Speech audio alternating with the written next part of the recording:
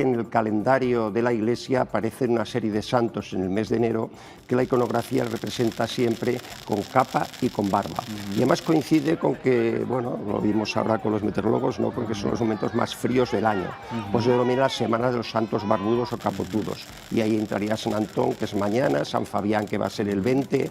Luego se introducen algunos no llevan barba, como San Vicente, que es el 22, y continuaría todavía pues con San Babil y hasta San Valero.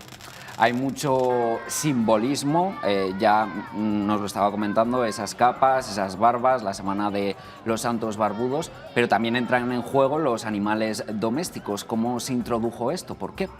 No debemos olvidar que en el mundo rural la figura de San Antonio es muy importante, es un santo de la Tebaida, pero se le considera el patrón de los animales domésticos. Y aunque actualmente lo que se hace es bendecir las mascotas, pero sobre todo en el mundo rural se bendecían las caballerías. Y había una serie de rituales en que estas caballerías debían dar 3 vueltas alrededor de la imagen o del pilaret del santo.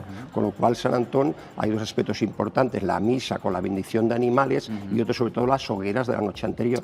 Además, también es tradicional, bueno, pues alrededor hacer determinadas cosas, saltar esas hogueras y también comer, que nos gusta, patatas, por ejemplo, y viandas, ¿no? Sí, hay una comensalidad importante vinculada también a estas hogueras y bueno, y si hacemos en el mapa de Aragón lo que sería estas fiestas de San Antón, pues desde las piegas que se hacen en la Ribagorza, también por la parte de Teruel, no olvidemos también los diablets, sobre todo 4 poblaciones del Matarraña, como es Valderrobres, Ráfales, La Portellada, La Fresneda, también las representaciones y tentaciones del santo, como Mirambelva Ginebrosa, la encamisada de Estercuel, que es fiesta de interés turístico de Aragón, y cantidad de poblaciones que lo celebran con fiestas y con hogueras, con lo cual tenemos una celebración muy importante.